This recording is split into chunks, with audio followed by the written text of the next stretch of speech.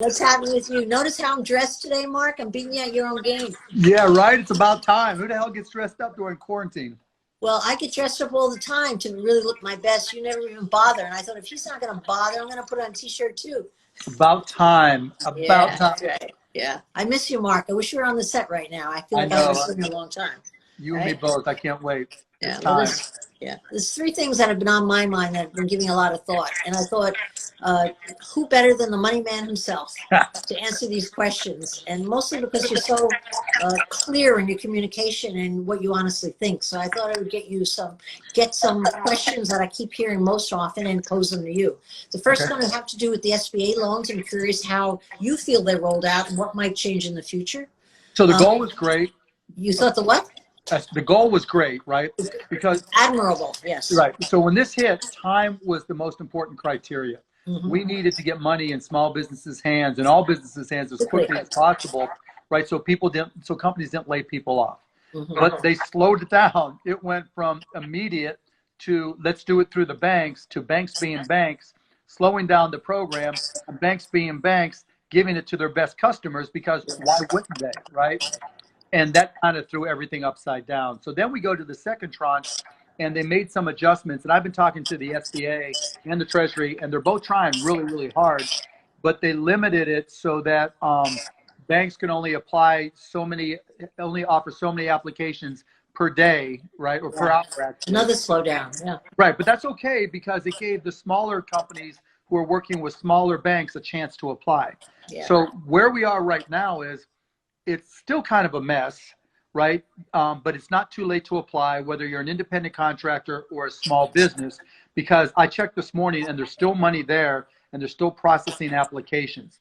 The bigger challenge now is how can you use the money and how does it help you? Because you've got these 8 weeks that you've got to use to bring everybody back. But if you can't open up, what's the point of bringing people back? Yeah. And I'm surprised. I'm quite honestly surprised that hasn't gotten more attention, because even for the many entrepreneurs I work with from the Shark Tank investments, many of them don't have the capacity to open. The ones that have gotten the loan feel that they have to spend it quickly, whereas when they do open, that's when they'll need the money and they'll be running out. They're not excited about hiring employees that they can't use. It makes absolutely no sense. Yeah, and the employees aren't happy either because they're making more money off of unemployment in a lot of cases.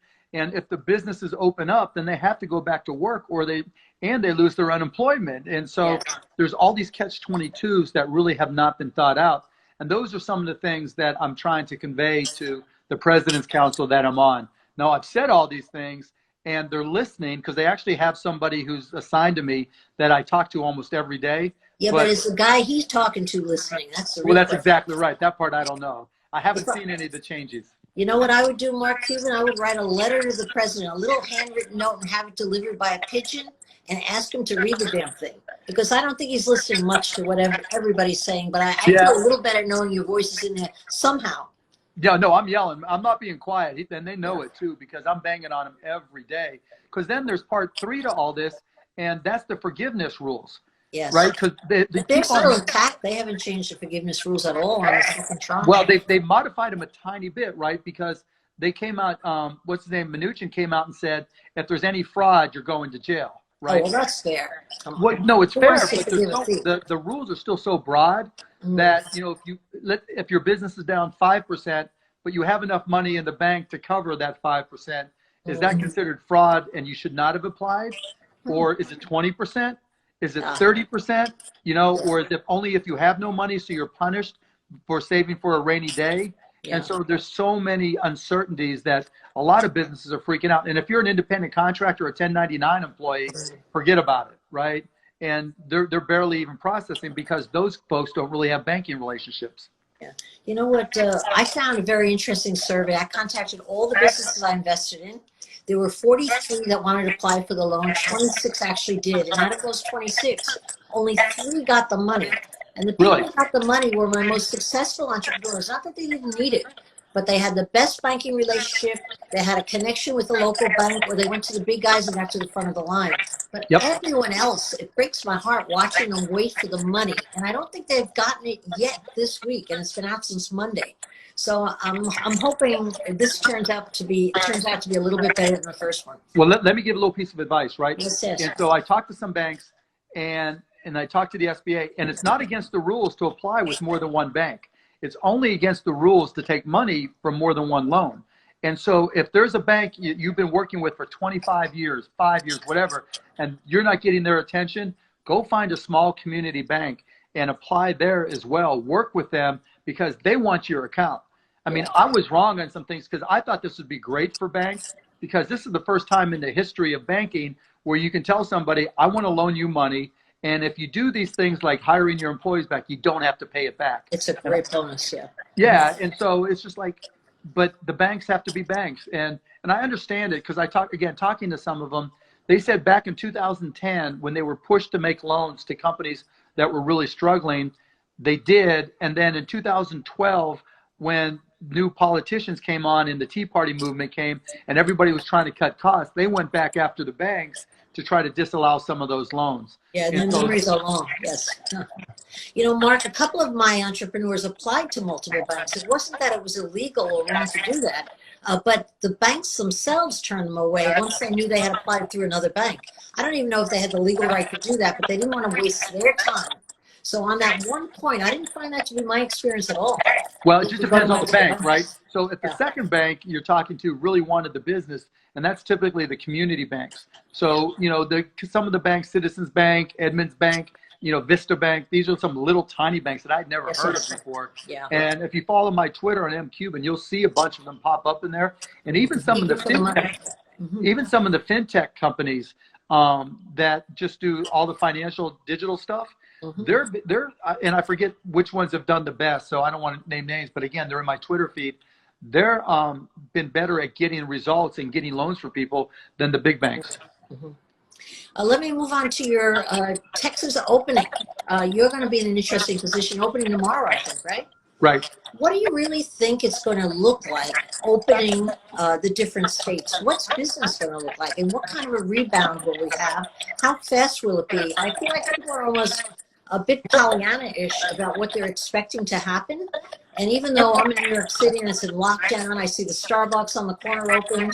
Most of the restaurants that can open right now for fast food aren't opening. They don't have the wherewithal to do it. And I'm beginning to think that people lay off people very quickly, but they're not going to be so quick to hire them back. Is that your impression? Or yeah. So a couple things. One, they're not quick to hire them back because the employees don't want to be hired back. Exactly. You know, because they're getting more from unemployment, and they're actually lose more money and have to work. And so they're not at risk at home, really. Exactly right. And so that's one. Two, when you do the actual math, like in Dallas or in Texas, any business can do takeout and delivery, which I'm fine with, right? Because we know it works for restaurants, you know, and so we all have been getting delivery and supporting local restaurants by getting more and more delivery. So we know that works. So I don't care if a hardware store does the exact same thing or any store does the exact same thing. So I think that's a good thing. And that should be national, whether it's New York, Dallas, or anywhere.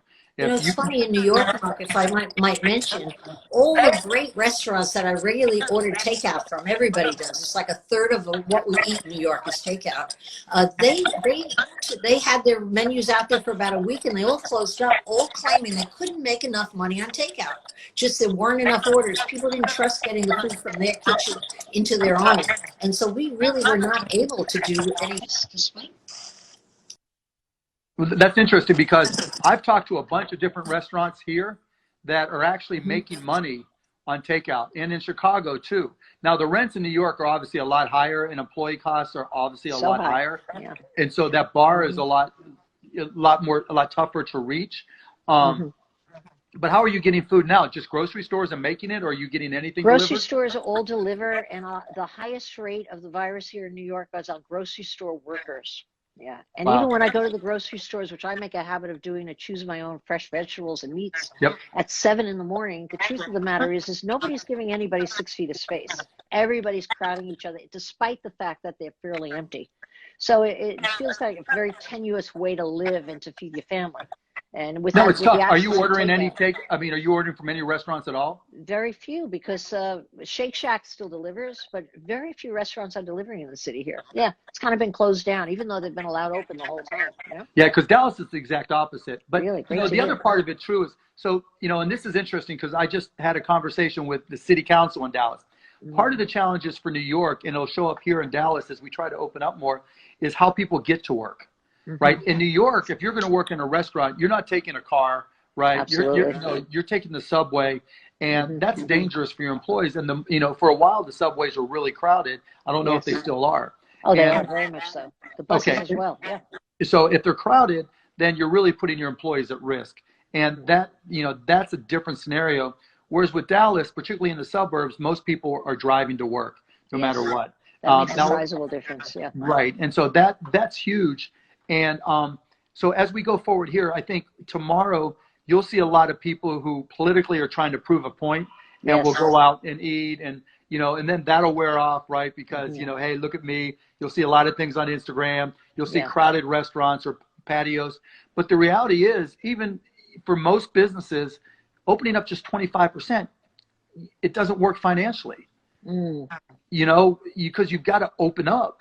And You also need the employees to do it with. Yeah. yeah, you need to do all these things. And so I don't know that all employees, all places will work up. I think companies that have a lot of 1099 employees, people who aren't getting unemployment, I think they'll be the first. So you'll see salons and nail salons and hair salons type things. Have they been opened up in your state? Nail salons? Are they opening up? Wow. Starting tomorrow. The last place I'd go. The last place I'd go. Well, you So know, but crazy. if somebody you know, right? So if you get your hair cut by the same person all the time, and you trust them, and they you know, and they only allow one person in at a time. Like at my grocery store, it's one in, one out, right? And they've been pretty good about social distancing. And the only weird part is if there's somebody without a mask or gloves and they're touching stuff, then you kind of freak out a little bit. Yeah. So, but we wipe everything down. My wife is a germaphobe, so she wipes everything down. I'm learning to be one. I'm learning quickly. But yeah, so those, you know, I think you'll see an initial, oh, everybody's happy, and you'll see a lot of interviews on TV and online. Oh, we're great. Business is great. And then 2 weeks from now, it'll all be different. Yeah. Well, how long do you think it will really take to recover? I know it depends on the testing more than anything else, but you're in a state that's trying to recover. How long really? What's your optimistic view? I just think it's going to be different. I don't, you know, recover. When will the GDP get back to where it was? Forget about that. That's too broad a picture. Yeah. Will people have some sense of normalcy? The kids go back to school. I just think normal will be different, right? Just like what was for traveling after 9/11. You know, you went from one day just running to the airport, last second jumping on a plane, to you better get there 2 hours early. It just changed. Yes. Good analogy. Yeah, and I think the same thing's going to happen with schools. You know, and colleges, I don't know how they're going to pull it off. You know, because they're just kids who think they're indestructible, and you've got older professors. What are you going to do? Have kids go into the classrooms, but have the professors, you know, Zoom in or have an avatar or whatever? Yeah. You know, I mean, but you know, the other side of it is we're planning for the worst, hoping for the best, and there's no reason why the best can't happen. There's just as many odds that the probability is just as strong that the best will happen as the worst will happen. What's your assessment of the best that could happen in a timetable? I mean, I think we get vaccines in 6 months and get them out over the next 2 months, and the vaccines work enough for us to think, you know, even though this disease is a lot worse than the flu, the virus is a lot more impactful and hurtful than the flu, that we get the risk perspective down to about the flu. But do you think we could really make it? Do you think we could make it as an economy? Yeah. 8 months from now? Yeah, I don't think we're going to be back to where we were 6 months ago. No, that's not what I'm saying. I'm just thinking we're on that path. And where does your confidence come from? In science, just looking at the science that I'm seeing, and, you know, in global scientists, that this is kind of like going to the moon or the Manhattan Project, you know, in World War II, where, you know, we just had to come up with solutions, period, end of story. And I don't think we're going to cure it where it'll never come back, but I do think it'll be quote unquote acceptable risk. And you never like to say that, but there's a whole lot of viruses that aren't curable, like the flu, right? Yes, a vaccine isn't 100%, you know, effective. Like herpes, right? Like lupus. There's all these viral problems that we deal with, and I think this And we will live fall with. into that category. That's what I think is a good case, and I'm optimistic we'll get there. I think it's going to be so dependent on how well we could test nationally, how many tests we could get out. LA just announced that every citizen in LA can be tested as often as they want. How that mayor pulled that off, I don't really know. Yeah, But I I don't know. don't understand. I do believe the economy is really, the whole foundation is on testing and cure. And that's why I'm not quite as optimistic, really, in the short run, because I don't see a lot of organizational style in the federal government to get the Right. testing done. Yeah. No, that's a problem, obviously. The testing, look, we can argue when the testing should have started, but the work on the vaccine should have started the minute everybody Yes. realized this was a greater than zero chance of this pandemic happening. Yes, You agreed know, wholeheartedly. and it didn't happen. And so we're paying the time price there. And in terms of the testing, yes, because that's what will build confidence as more and more people see that that their tests are negative, but it also comes down to, can you catch it again? We still don't know that yet. Do you get any level of immunity? We still don't know that yet. But even if you can, if unfortunately we can get sick a second time, which you can, like with the flu, right? You can still get the flu. 1, 2, some people are more susceptible than others. Yeah. As long as we have the right therapy so that it's not a death sentence or your lungs aren't going to get blown out, right? But, we can recover from it. Then I think we'll start to come up with new ways to create a new normal. So I don't think we try to recreate what America 1.0 was. I think we have these great entrepreneurs that we deal with. There's millions of potential entrepreneurs that are out there. Barb, this is the ultimate reset. The deals we're going to see coming on Shark Tank in the future that are geared towards America 2.0 are going to be incredible. Yeah. There's a Katie or Jake or Alexis or Alyssa, our kids that are out there coming up with new ideas that we didn't even think of, because they get to start from scratch. Yes. And all It's these a big huge companies, all these big companies, they have no advantage. Yeah. They're trying to protect their old businesses, right? Whereas if you're young and don't have anything to hold you back, nothing to lose, like Damon says, power of broke, you can go for the big stuff, right? There's going to be some amazing companies created out of this that I think, will be different than what we're used to, but doesn't make it necessarily worse. It could be a lot better. Yeah. My mom used to say, you're too stupid to know any better when you don't have experience, and it's your best asset. And I wholeheartedly believe that. Yeah, when you got nothing to lose and you don't know what you don't know, it's the best. It's dangerous, but bravery. But what do you got to lose, right? Yeah, nothing. What's the Nowhere worst to thing go that but can up. happen? I mean, when I started companies, when you started companies, we were broke. And if it didn't go right, we were still broke. Yeah, we were right not back so where bad. we started. We knew what broke was about, right? We didn't mind. Absolutely. Well, are you working at home, Mark, every day? Yeah, every day. What do you think? I'm a little concerned about the commercial real estate market, because I'm always got my ear to the commercial market.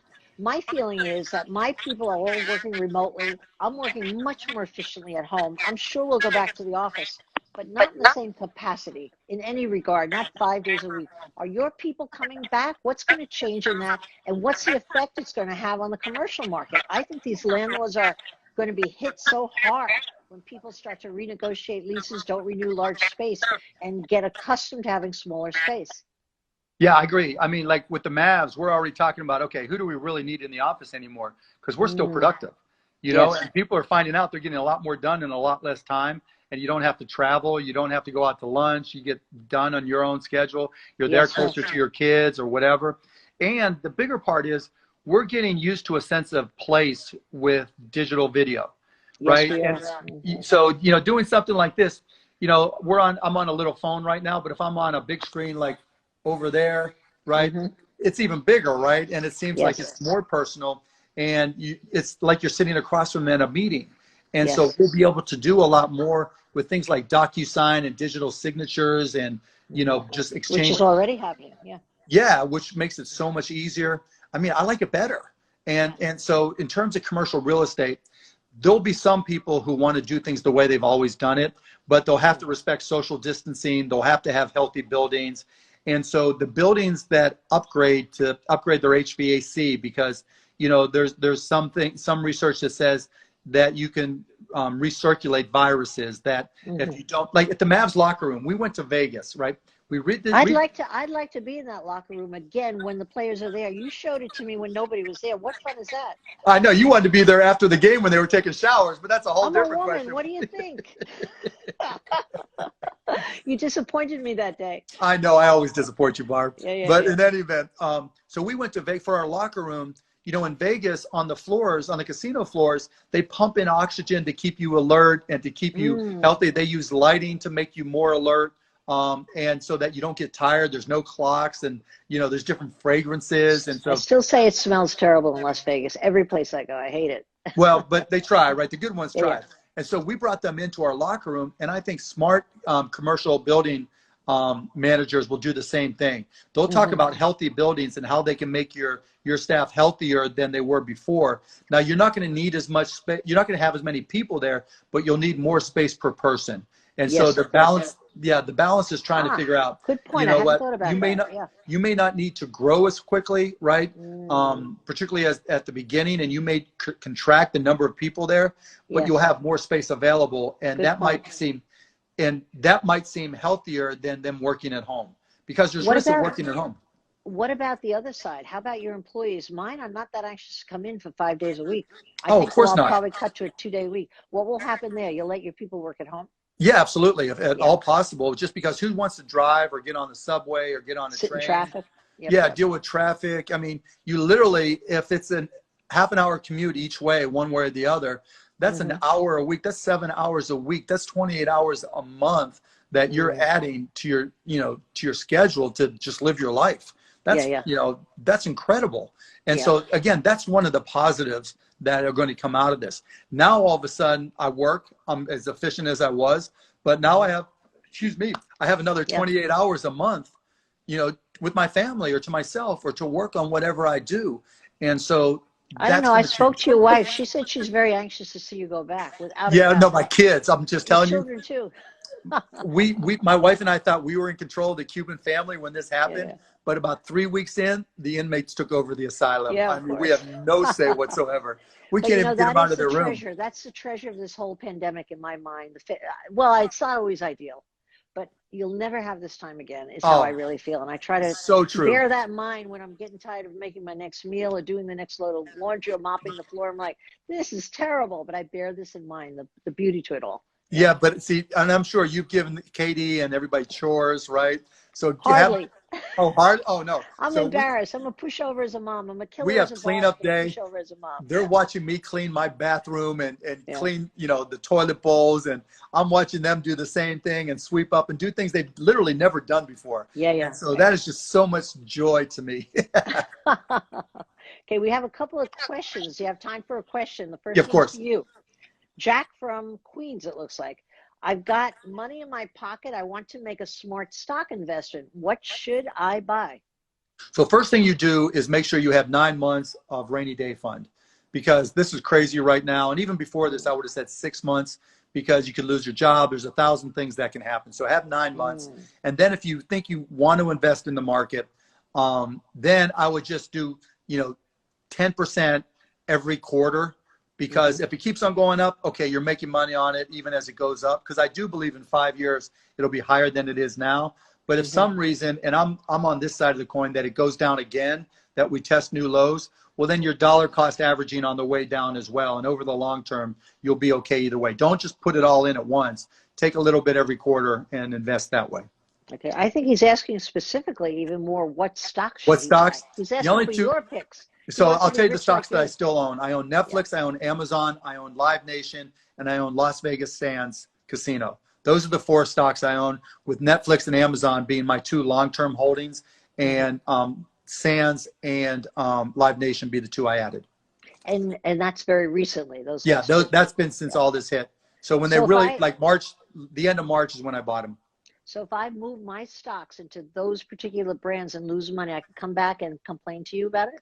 No, but I'll make you dinner.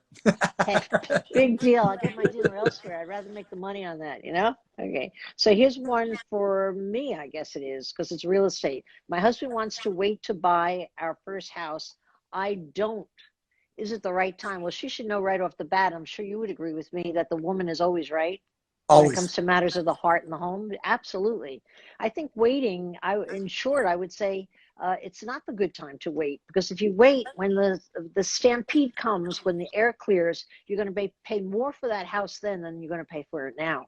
So now would be the time to really get entrenched in your local market, know what's going on, so that you could spot a great deal when you see it. Because if you're really well educated as to what's going on, when you see a good deal come across your desk, you know it. You see it right there, Yep. and you can pounce on it. Yeah, and it doesn't even have to be a great deal in terms of reselling it, you know, because No. if it's the right house and you really love it, and it was at 100,000 before, and now it's at 75, why wait? That would be wonderful, or even 90 is a good deal. I think Yep. even 10% off is a good deal, as long as you don't overpay for something. And exactly what you said, if you love it, it forgives all sins. But more importantly, the wife is always right, and so no need to even ask these questions. Just, are you the woman or the man, and we'll give you the answer, right? Right. Okay. Yeah. Okay, Mark. Well, that's it. I've used your time. I'm so happy you joined me, truly, and I'm so happy Barb, to you know how see. much I love you. You know I do I anything love you for you. back, but don't tell my husband, don't tell your wife. Oh, whoa. One last question. How did I forget? I have to ask what everybody's asking. Is it true or is it not true? You're going to run for president. I can't hear you, Barb. I lost your connection. Are you I going gotta to go. run for Sorry, Barb. president? Yeah. Gotta go.